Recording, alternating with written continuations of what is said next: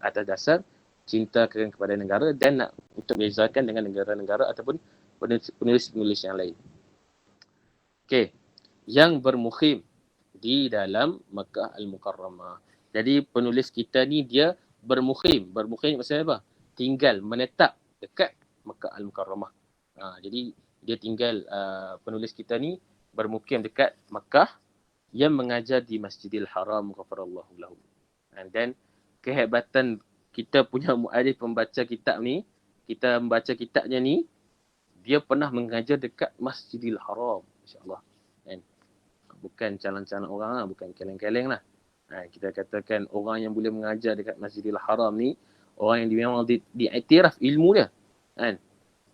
Sama lah juga orang yang pernah mengajar dekat Masjid Azhar. Sebab apa? 3 orang anak Melayu yang pernah mengajar dekat 4 orang anak Melayu yang pernah mengajar dekat Masjid Al-Azhar, ada 4 orang yang diberi ijazah, diberi kebenaran untuk mengajar dekat Masjidil Haram, dekat Masjid Al-Azhar ada 4 orang, yang kalau kalian kenal lah, Al-Fadhil Ustaz Nazrul Nasir, dan Ustaz Hairul Nizam, Ustaz Azam Bahadur dengan Ustaz Ustaz Muhammad. Tak ingat. Lupa seorang Ustaz yang buka madrasah Darul Hadis kat Penang. Tak ingat Ustaz. Ada 4 orang. Dia beri keizinan untuk mengajar kat Masjid Azhar. Jadi orang yang boleh mengajar kat Masjidil Haram, boleh mengajar dekat Masjid Azhar ni, ulama ataupun orang-orang yang hebat yang diiktiraf ilmu mereka. Bukan macam kita mengajar kat sini je. Mengajar kat masjid-masjid je. Jadi itu menunjukkan kehebatan seseorang ilmuwan itu. Diberi izin oleh guru mereka untuk mengajar di tempat yang hebat-hebat. Sebab itu para ulama dulu tradisi dia macam tu, kan? Untuk mengajar ni bukannya satu benda yang mudah. Kat Azhar dulu mereka kena minta satu sijil dinamakan sebagai sijil al-alimiyah. Sijil tu macam sijil PhD. Yang mengajar kat Azhar ni mesti ada sijil al-alimiyah ni. Menunjukkan kealiman, tahap kealiman seseorang tu yang boleh mengajar di Masjid Azhar. Sama juga lah dengan penulis kitab ni, dia boleh mengajar di Masjidil Haram, menunjukkan kehebatan dan keilmuan dia.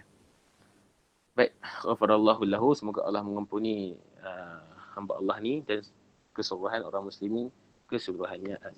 Jelas Kita dah settle bahagian pertama untuk isi-isi penting dalam muka depan kitab. Jadi ada soalan tak?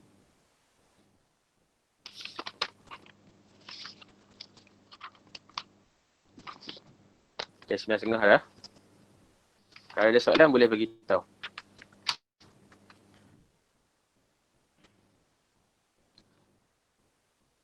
Jadi seterusnya kita akan pergi kepada, kita baca pengenalan pengarang. Boleh buka muka surat 3. Surat 3. Dia baca sikit lah untuk ambil berkat dan kita kenal siapa pengarang kitab ni, untuk kita jatuh hati kepada pengarang kitab. Kalau kita jatuh hati dengan pengarang kitab, barulah kita senang baca kitab ni. Baik, saya baca je lah. Pengenalan pengarang. Al-Allamah Muhammad Mukhtar Ibn Al-Atarid radhiyallahu anhu. Jadi Al-Allamah ni isim mubalaghah kepada alam. Ataupun kalau kita katakan seseorang itu alim, orang yang alim lah, orang yang berilmu. Kemudian ada Al-Allamah, itu ismul mubalaghah untuk menunjukkan dia ni tersangatlah alim. Fa'alah. Itulah maksud Al-Allamah tu. Ain lam alif mim ta. Itu isim mubalaghah kepada isim al-alam ataupun al-alim. Al-alim, al-alamah.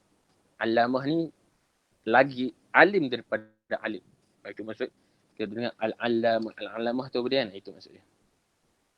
Beliau ialah Muhammad Mukhtar Ibn Atarid Al-Boghori Al-Jawi.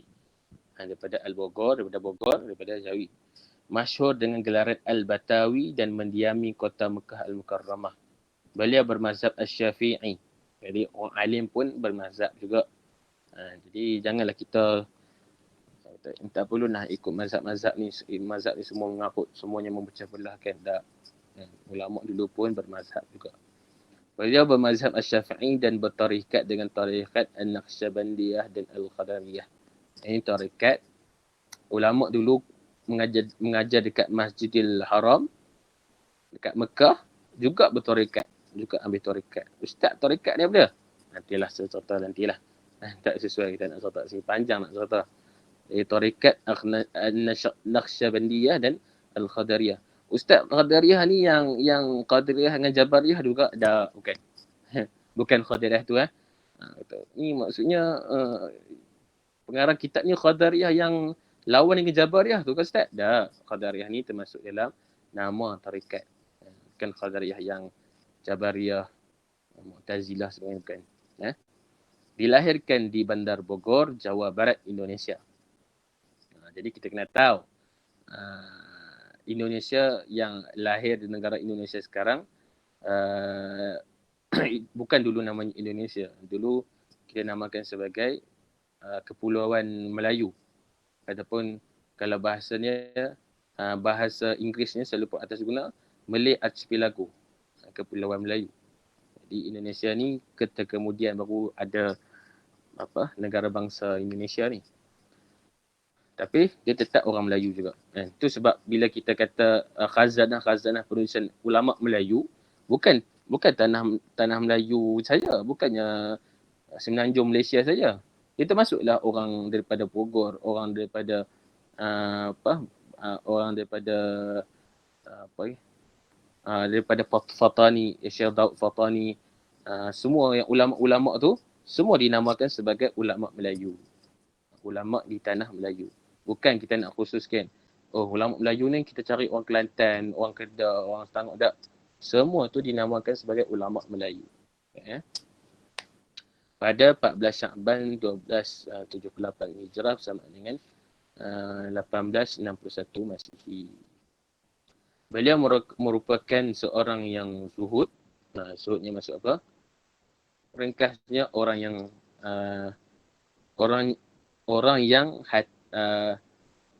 dunia pada tangan bukan pada hati. Itu ringkas kepada makna zuhud.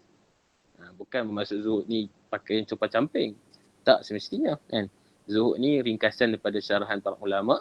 Dunia dekat tangan bukan pada hati. Maksud apa? Dia tidak cintakan dunia.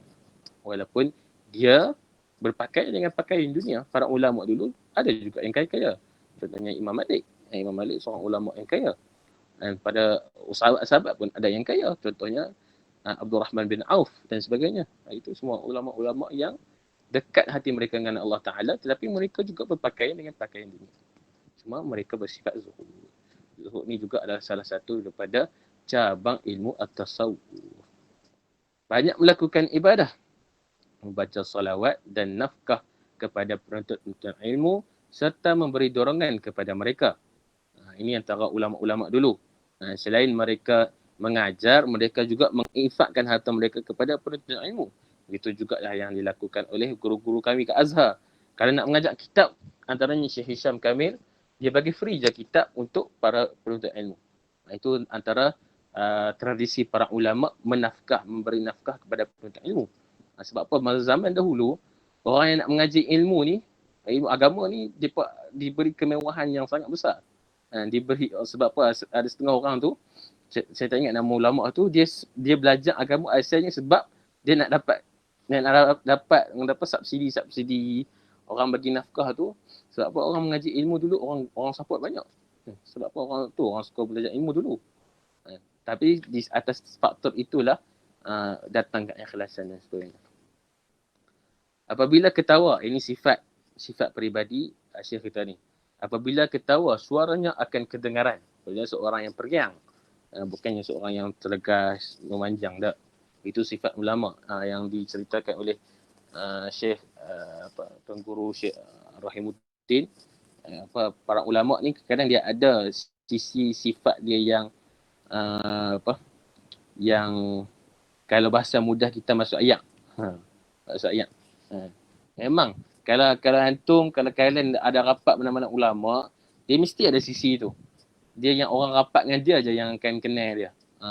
Itu nak menunjukkan para ulama ni bukannya 24 jam cengeng garang untuk marah orang, ngajak ilmu saja. dia ada sisi manusia dia, ada sisi lawak-lawak dia, kan. Begitu juga dengan Rasulullah, kan. Rasulullah bukan semanjang-manjang peribadi dia tegas dan sebagainya. Ada sisi-sisi dia bermain dengan kanak-kanak, sisi-sisi Rasulullah melawak dan sebagainya. Itu juga disambung oleh para ulama, kan. Jadi ada setengah ulama ni yang kalau tuan guru masyih lah, masyih. Sebab kalau saya satu rumah dengan Syekh Azhar, Syekh Mustafa Abu Zaid. Saya 4 tahun saya menetap berumah dengan Syekh Mustafa Abu Zaid, seorang ulama Azhar yang takhasus hadis. Dr. Mustafa Abu Zaid. 4 tahun saya satu rumah dengan dia. Jadi bila kita tahu masa Syekh duduk kat rumah, orang Syekh lain. Masa Syekh nak mengajar, dia ada himmah dia. Dia ada dia ada haibah dia. Jadi yang kita tahu perangai-perangai yang masuk ayat tu bila kita rapat dengan dia lah. Itu sisi-sisi yang ada pada semua ulama. Syekh Nuruddin Al-Banjari contohnya. Ada yang kadang-kadang perangai-perangai pelik, kadang-kadang kita tengok, kita pun tergelak. Itu sifat para ulama. Jadi ini diceritakan. Apabila ketawa, suaranya kedengaran. Maksudnya dia ni, mungkin penulis kita ni, dia seorang yang suka melawak melawak dengan anak murid lah. Kalau tidak dia anak murid tak boleh lah tulis macam ni kan. Sifat dia macam tu. Kemudian beliau sering melazimi jubah berwarna hitam dan serban yang dililit di kepalanya yang merupakan syiar ulama pada zaman tersebut. Jadi Syekh kita ni suka pakai jubah warna hitam. Bukan syiar ini kegemaran dia sahaja. Dan serban yang dililit di kepalanya, pakai serban, merupakan syiar ulama pada zaman tersebut. Bertubuh gempal dan berkulit hitam manis. Badan dia besar sikit, kemudian dia kulit hitam manis. Dia bukan orang yang putih lah. Itulah kita faham. Dari segi keilmuan, beliau merupakan seorang alamah, seorang yang alim dan salah seorang tenaga pengajar di Masjidil Haram. Saya ceritakan tadi. Beliau juga mempunyai beberapa buah buku karangan dalam bahasa Arab. Jadi nak kata kehebatan Syekh Ibn Atariq ni, dia mengarang dalam bahasa Arab. Dia bukan mengarang dalam kitab Jawi saja, tapi mengarang dalam bahasa Arab. Okey. Baik. Antara kitab apa? Ittihaf As-Sa'adah Al-Muhaddisin fi Al-Musalsalat Al-Ahadis Al-Arba'in. Kemudian Al-Mawarid fi Syuyukh Ibn Atariq, betul Jam'ul Asyawarid min marwiyati Ibn Atariq. Ini kitab-kitab tulisan bahasa Arab Syekh kita ni. Jadi hebatlah, bukan semata-mata tulis kitab Jawi saja, tapi turut menulis kitab bahasa Arab. Beliau mempunyai ramai murid, di antaranya Al-Muhaddis Sayyid Al-Adawi Ibn Abbas Al-Maliki Al-Hasani, makruf dah, kita pun kenal. Kemudian dan Musnid Ad-Dunya Syekh Muhammad Yasin Ibn Isa Al-Fadhani Al-Hasani. Ini salah seorang ulama Melayu, Syekh Yasin ni, yang mempunyai ramai anak murid daripada kalangan bangsa Arab. Antaranya contoh anak murid Syekh Yasin Fadhani ni adalah Syekh Said Mamduh. Dia adalah seorang muhaddis besar di Kahirah, Mesir. Antaranya Syekh Ali Jumaah, mantan mufti Mesir, juga anak murid kepada Syekh Yasin Fadhani. Jadi Syekh Yasin Fadhani antara ulama Melayu, muhaddis mustid dunia yang ada ramai anak murid daripada bangsa Arab. Jadi kehebatan ulama-ulama kita ni. Jadi Syekh Ahyad dia kemudian menjadi menantunya yang lain lagi. Beliau wafat pada tahun 1349 Hijrah bersamaan 1930 Masihi. Jenazahnya diiringi oleh ramai ulama dan kumpulan para pelajar dan dikebumikan di perkuburan Ma'la. Jadi okey, yang ni fawaid je. Kalau antum boleh salin ataupun take note, boleh take note. Selalunya dalam sebelum masuk dalam mukadimah, adapun dalam mukadimah selalunya akan diceritakan tentang biografi penulis. Antara yang selalu diberikan adalah yang pertama, dalam biografi penulis akan diberitahu nama. Saya ada buat catatan sebelum ni tentang penulis. Sekejap.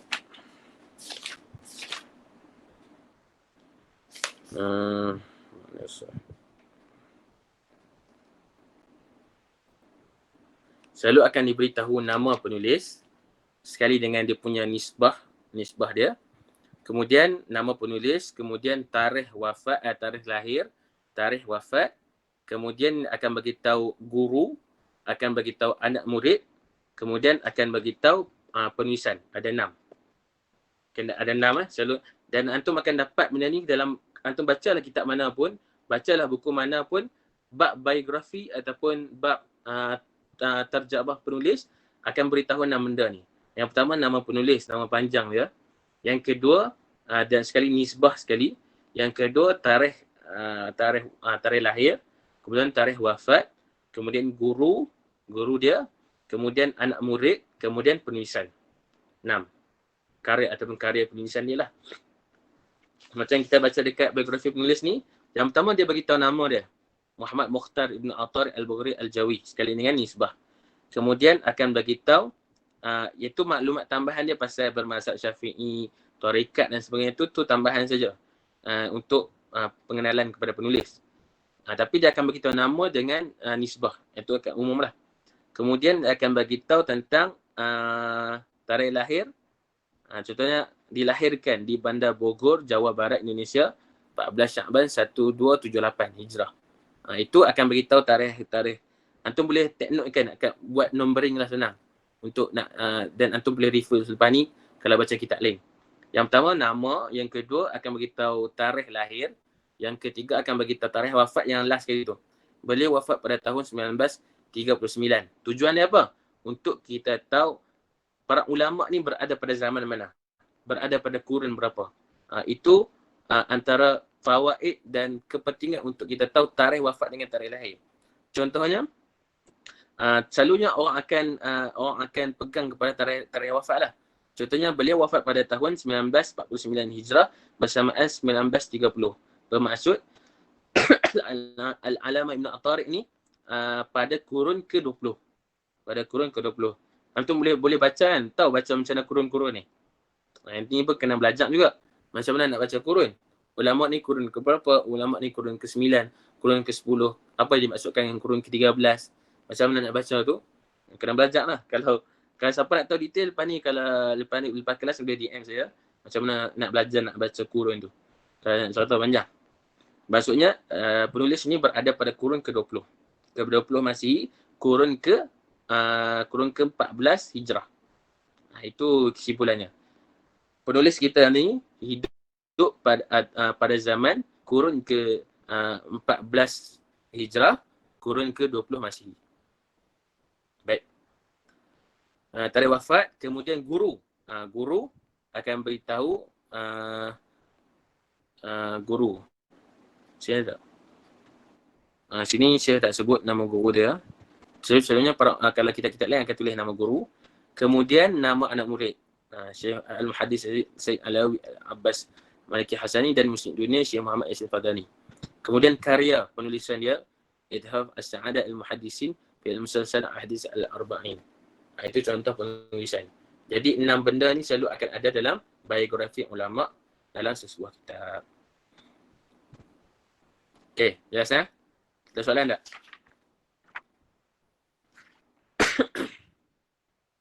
Ada apa-apa soalan? Tak.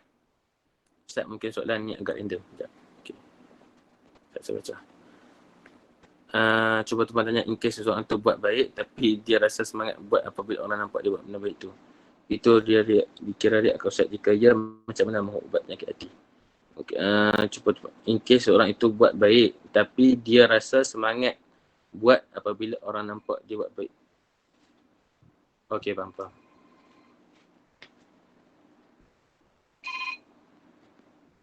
Mak ni ada phone kat Hakim. Okey. Soalan sahabat kita tu dia buat baik sebab macam mana? Lupa. Sekejap saya baca balik. Saya jawab kat last sikit boleh tak? Nanti saya jawab sebab kita nak tunggu dulu kita punya kitab. Nanti lepas masa ada berbaki nanti saya jawab boleh. Okey, baik. Selesai. Kemudian kita akan masuk pada pendahuluan kitab. pendahuluan kitab, muka surat yang selepas, kalau ikutkan selepas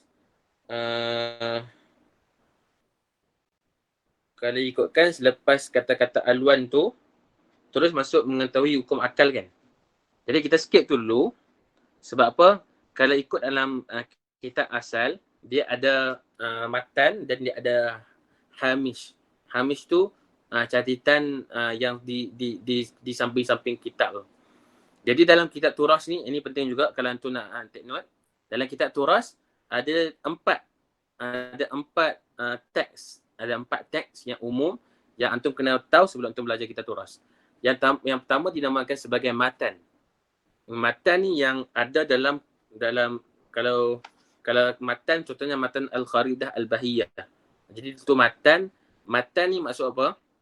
Ringkas yang saya boleh cerita, para ulama dahulu mereka ilmu mereka meluas, ilmu mereka sangat banyak. Jadi macam mana mereka nak simpulkan untuk fahamkan kepada anak murid, mereka susunkan dalam, mereka kompreskan dalam bentuk matan yang ringkas.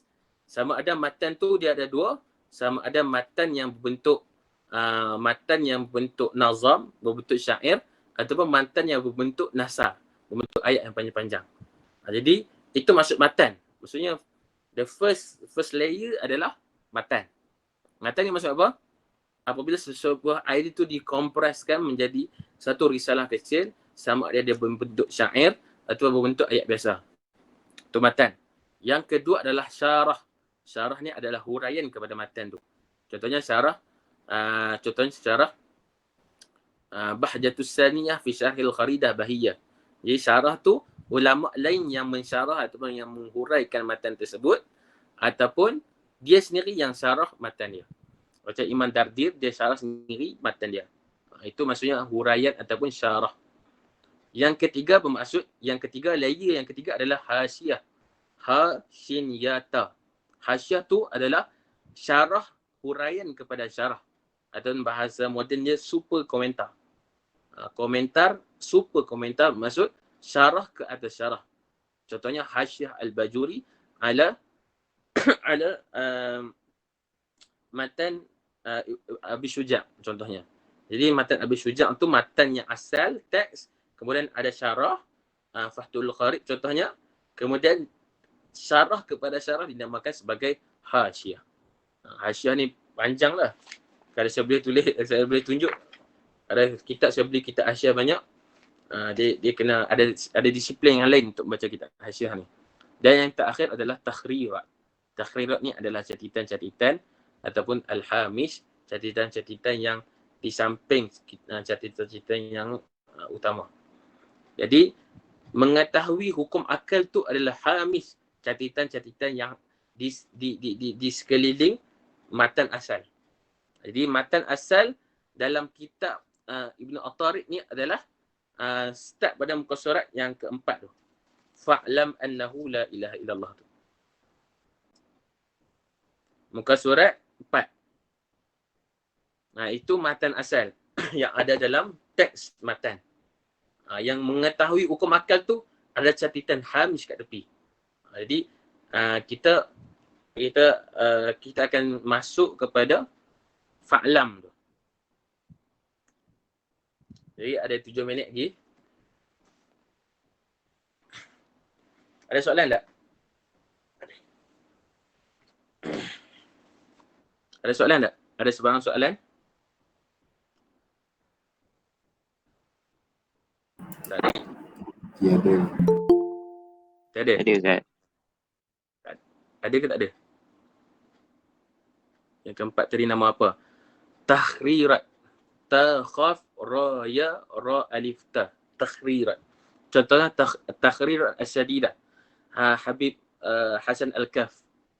Tu penulisan takhrirat. Contohnya apa? Contoh takhrirat ni. Contohnya antum buat nota sekarang, nota kuliah saya, contohnya nota kelas saya. Nota tu dah dikira sebagai takhrirat sebab apa? Para ulama dulu masa mereka mengaji, mereka buat nota muzakarah, nota murajaah. Jadi nota-nota tu dijadikan satu kitab yang lain. Itu nama dia takhrirat. Catatan ataupun catatan. Ini yang tu kena kenal istilah-istilah ni sebab bila tu nak belajar kitab turas, contohnya seorang ustaz tu dia baca Takhrur As-Sadidah. Yes, Baba Din, betul. Takhrur As-Sadidah. Sebab apa kalau contohnya ustaz tadi ada 6 item yang kita kena tahu penulis tapi tak disertakan guru. Okey, saya baca ya. Tapi tak disertakan guru penulis. Siapa guru penulis ya? Ustaz? Ya. Saya Ustaz nombor ketiga. Guru penulis saya tak sempat nak cari. Nanti saya kalau saya dah jumpa nanti saya beritahu. Ada dinyatakan dalam teks asal. Jadi saya cari nanti saya beritahu. Sebab dalam ni dia tak beritahu tentang guru penulis. Beritahu anak murid je. nanti saya dapat saya beritahu. Sebab yang tulis ni penterjemah kitab. Sekejap. Penterjemah kitab ni nama dia apa? Ni Muhammad Rauf bin Minhad, dia yang tulis. Dia anak murid kalau baca dekat sanad kitab tu, muka surat 2 tu. Itu maksudnya penterjemah kitab ni dia ambil daripada Syekh Fuad, kemudian Syekh Muhammad Alawi Al-Maliki Al-Hasani, kemudian Syed Alawi, kemudian pengarang kitab. Cuma mungkin dia tak masukkan guru-guru penulis kot. Nanti saya try cari dulu. Kemudian saya akan keluarkan dalam grup lah, insyaAllah. Betul kenapa Ustaz pilih kitab ni untuk diskusi. Sebab kitab ni ringkas dan mudah faham. Kitab ni ada 17 muka saja. Dan kitab ni sepanjang saya belajar kitab turas, kitab Jawi khususnya, kitab ni yang paling ringkas dan mudah faham. Dia umpama kitab Aqidatul Awam Imam Marzuki. Dia kitab yang sangat-sangat asas dalam pembelajaran i'tiqad Ahlussunnah wal Jamaah Syarah Maturidiyah. Sangat-sangat ringkas, sangat-sangat mudah faham. Sebab tu saya pilih kitab ni. Dan satu lagi sebab yang keduanya saya mengaji kitab ni 2 kali dengan Tuan Guru Zulkifli Ismail. Jadi itu menyebabkan saya beranilah buka kitab ni dan berkongsi dengan antum. Ada lagi soalan? Tadi nombor 3 tadi. Sekejap. Ustaz, nombor ketiga yang mana tu? Hasyiah ke? Hasyiah. Ha, alif, shin, ya, tamarbuta. Hasyiah. Ataupun super komentar.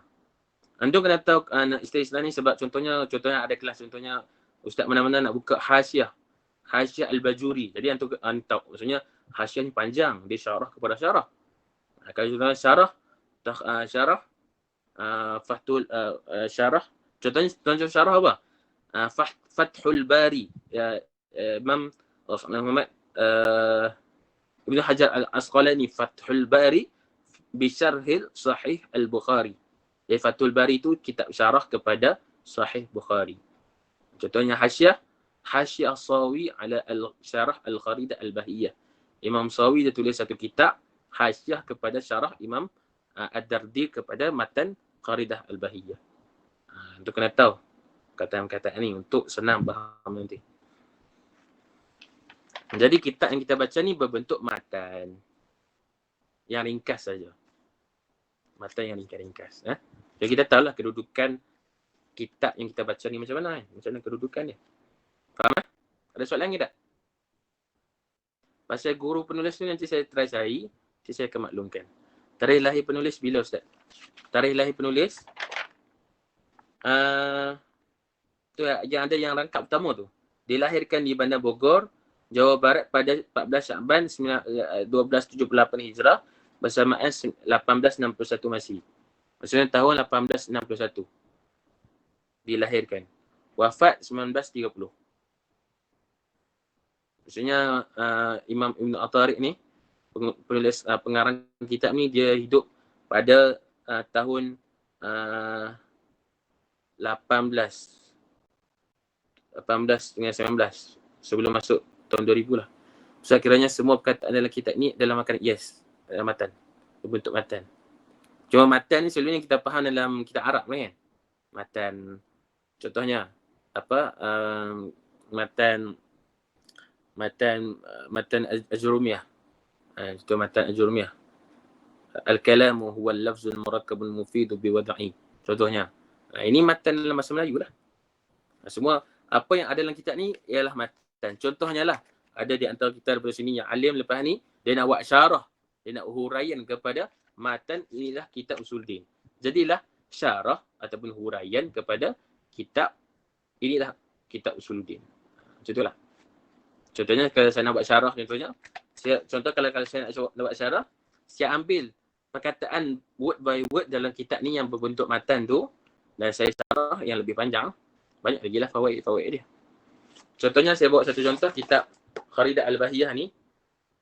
Syarah Al-Kharidah Al-Bahiyah. Maksudnya matan dia adalah matan Al-Kharidah. Kitab ni adalah syarah kepada matan Kharidah Al-Bahiyah. Contohnya, ini matan Kharidah. Contohnya, ini matan Kharidah. Ini matan Kharidah, ini syarah kepada Kharidah. Kalau hasyiah selalunya, dia akan ada satu lagi layer bawah ni. Itu dinamakan hasyiah. Cuma bawah ni dinamakan sebagai ta'liq ataupun tahqiq.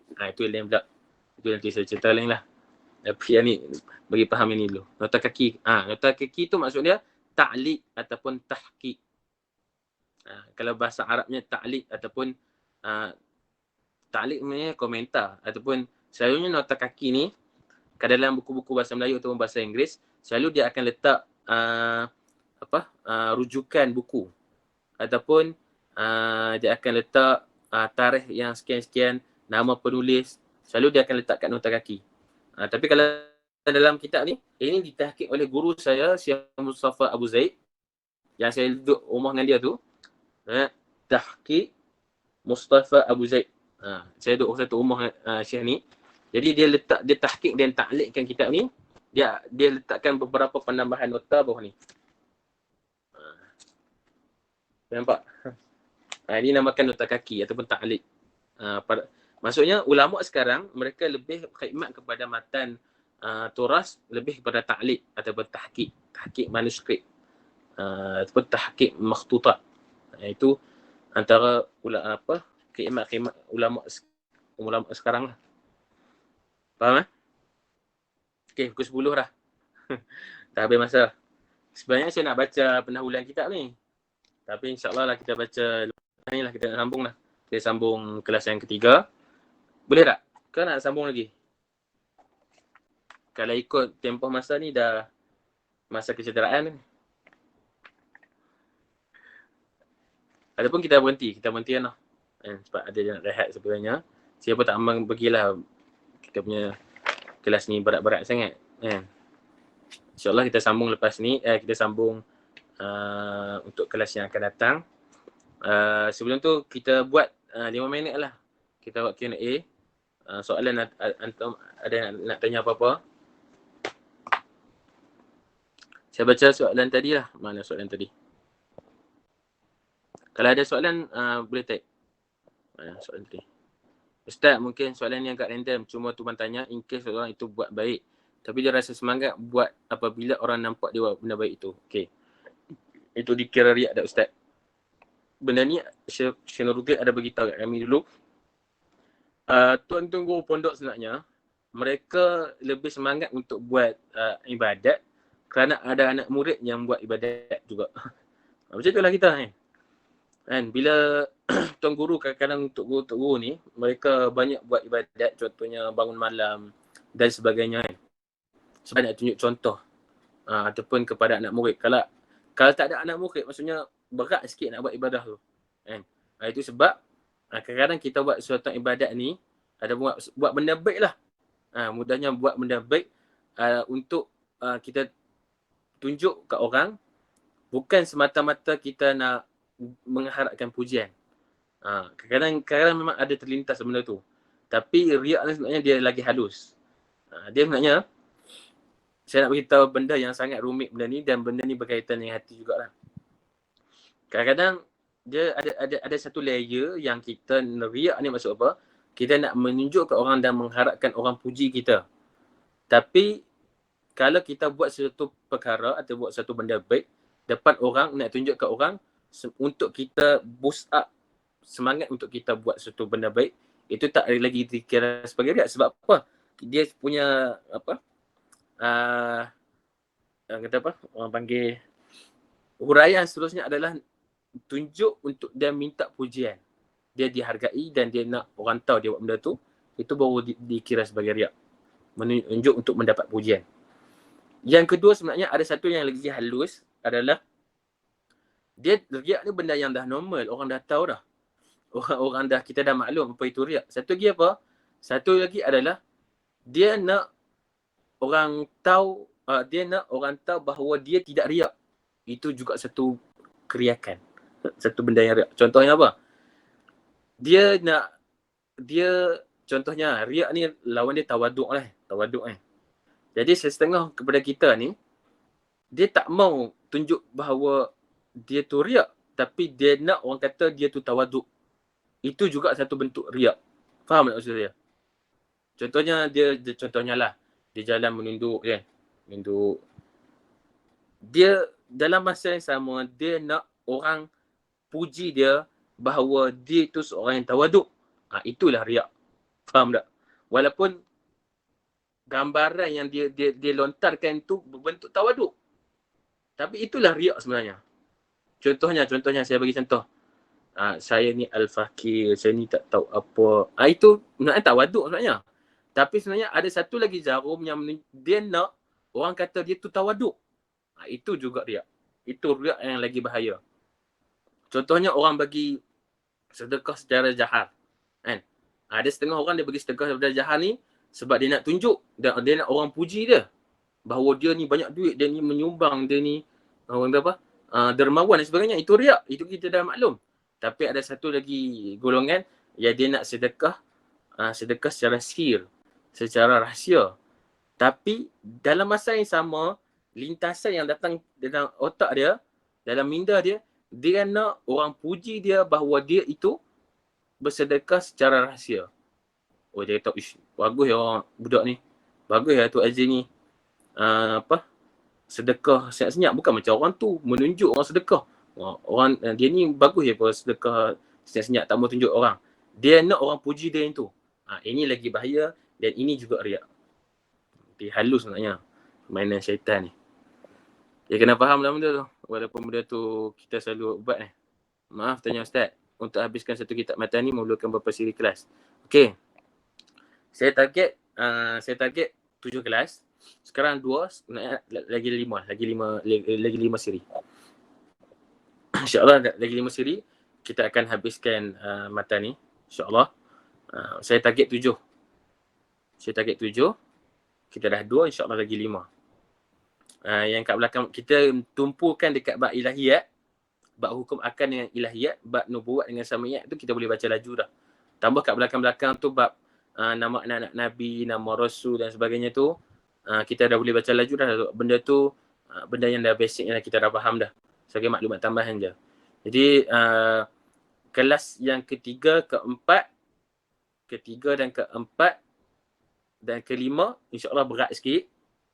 Dan banyak kita kena buat, kena banyak berfikir sikit. Dan untuk kita nak hadam punya istilah-istilah tu dan kefahaman tu, kelas yang ke 6 dan 7 insyaAllah ringan lah. InsyaAllah. Setelah kita akan target lagi 5 kelas. Ustaz minta nasihat untuk semangat dan istiqamah untuk ilmu. Ustaz share bersedia Ramadan boleh Ustaz. Ustaz nak minta nasihat untuk semangat dan istiqamah untuk ilmu. Yang pertama, istiqamah untuk menuntut ilmu. Yang pertama, yang ini selalu ulama selalu sebut, para guru kami sebut, untuk keluar pada kejahilan. Sebab apa? Kita mengaji ni sebenarnya kita tak mau bagi kita ni bodoh. Itulah mudahnya. Kita tak mau kita ni jahil. Sebab apa? Kita tahu macam mana nilai diri kita sendiri. Sebab itulah kita menuntut ilmu. Sebab itulah kita nak mengaji. Bukan semata-mata kita nak menunjuk orang kita ni hebat, kita ni riak dan sebagainya. Tak. First sekali fikir diri sendiri. Itulah sebab saya beritahu keutamaan remaja adalah menuntut ilmu, bukan lagi berdakwah. berdakwah sampai masa dia nanti. Sebab apa? Berdakwah perlukan ilmu dan ilmu perlukan pengajian dan menuntut ilmu. Jadi menuntut ilmu untuk diri sendiri, untuk keluar daripada kejahilan dan untuk bina personaliti kita sendiri. Kita boleh bina personaliti kita dengan ilmu sahaja. Itu sebab itulah menyebabkan saya istiqamah untuk ilmu.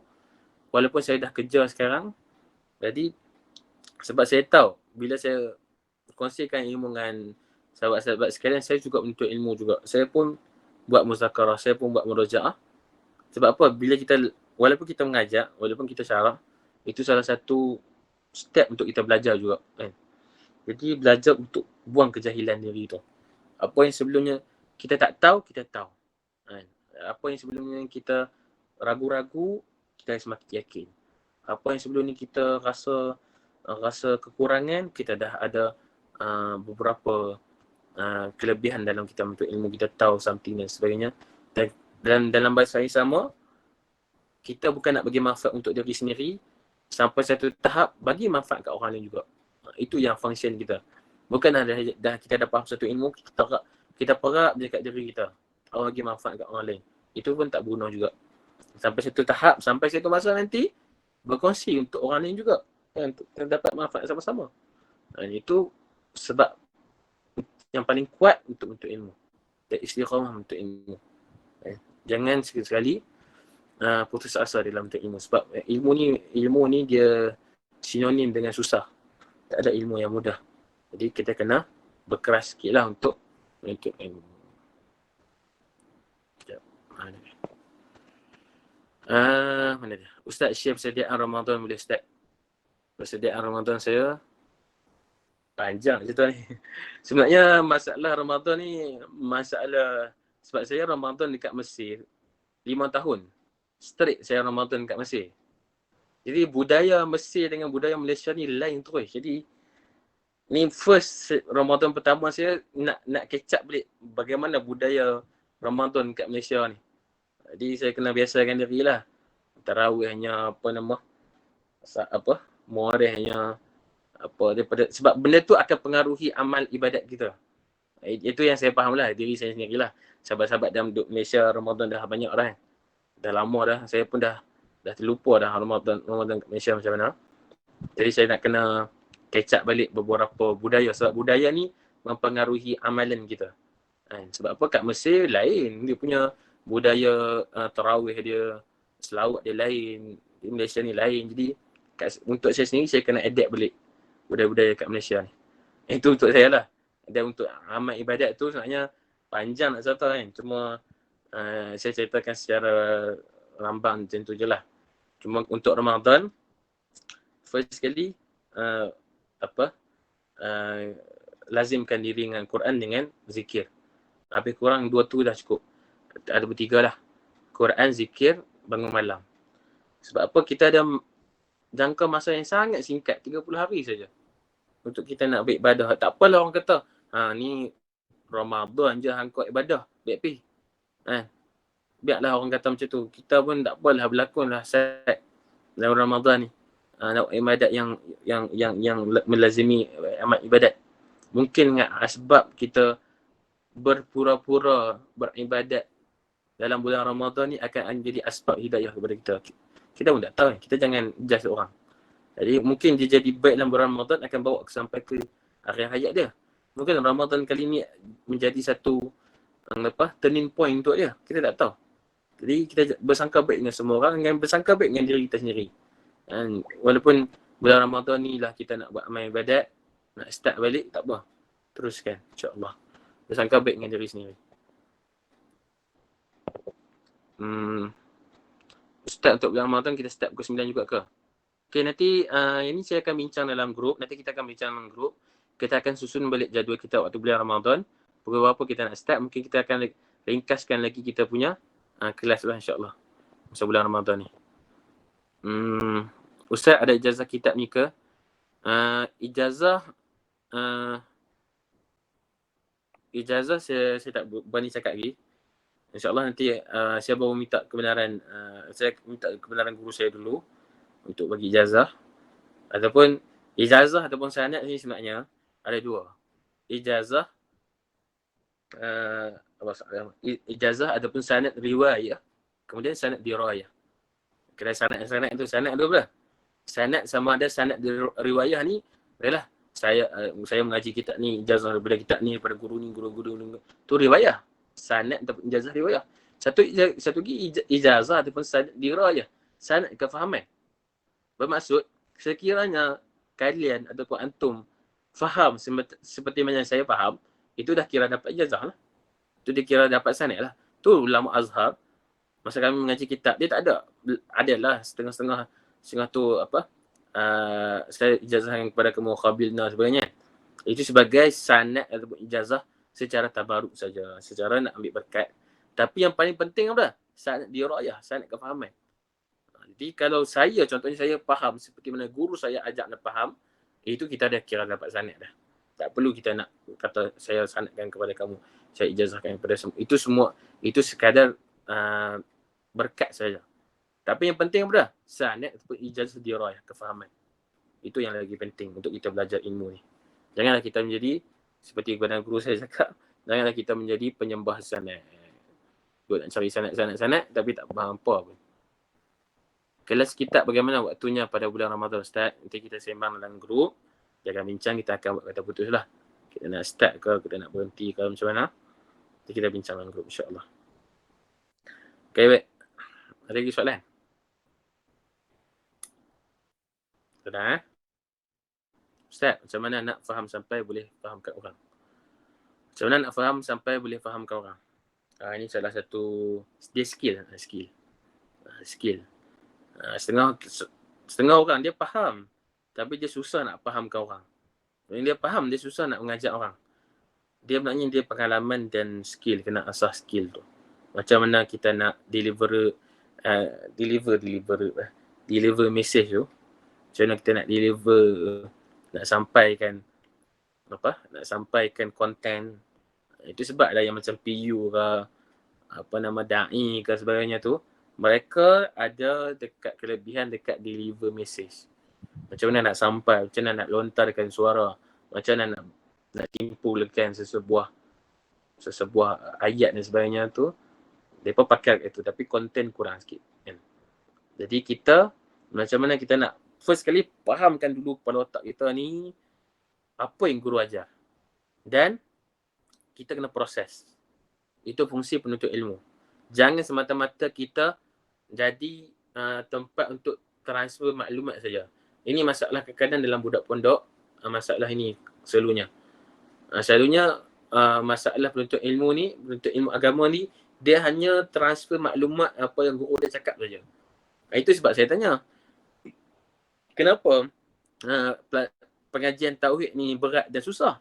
Sebab penuntut ilmu tauhid, mereka hanya transferkan maklumat apa yang guru mereka cakap kepada orang awam.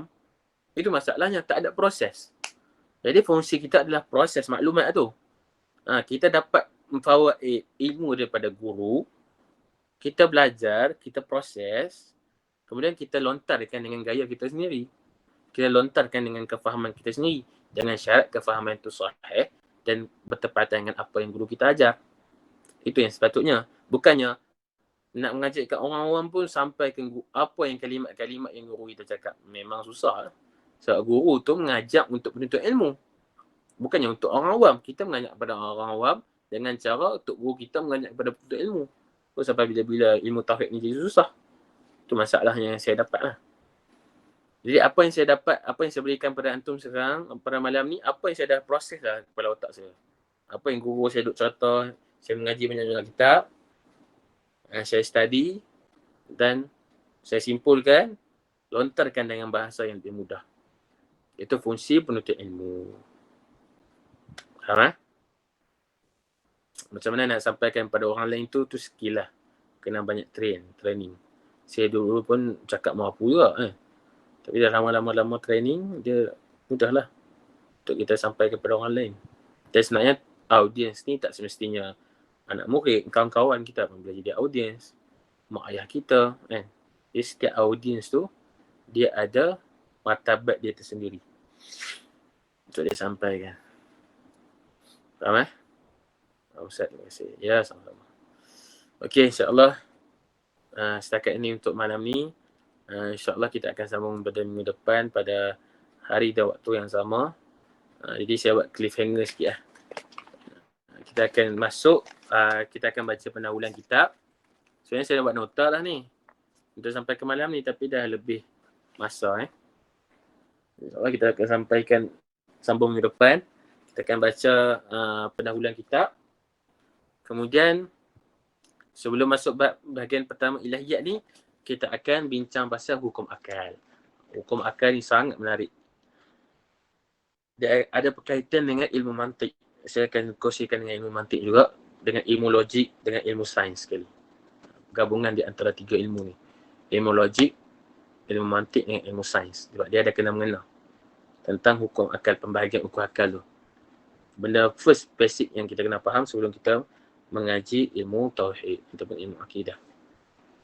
Ustaz, ilmu akidah bukan pasal tauhid, pasal tauhid dengan syirik saja Ustaz. Tak. Ilmu tauhid bukan sekadar itu.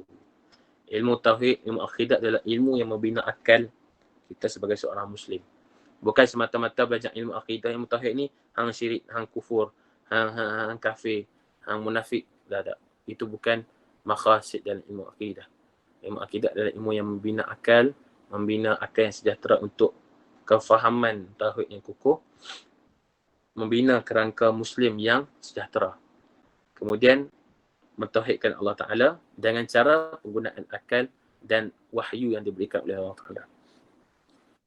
Dan yang nak syirikkan, nak takafirkan orang tu, itu bukan kerja kita.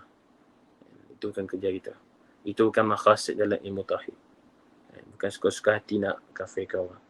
Kalau belajar ilmu tauhid tapi mudah label orang kafir, maksudnya tak sampailah maqasid keperluan samarah ilmu tauhid. Baik, insyaAllah semoga apa yang kita dapat malam ni memberi manfaat kepada kita dan seluruh kaum muslimin. InsyaAllah kita katuk dengan doa. Bismillahirrahmanirrahim. Alhamdulillahirabbil wassalatu wassalamu ala asyrafil anbiya'i wal mursalin wa ala alihi wa sahbihi ajma'in. Allahumma faqihna fid din wa 'allimna ta'wil. Allahumma faqihna fid din wa 'allimna ta'wil. Allahumma faqihna fid din wa 'allimna ta'wil. Wa sallallahu ala sayyidina Muhammad wa ala alihi wa sahbihi wasallam. Walhamdulillah. Terima kasih atas berkafarah dan syukur.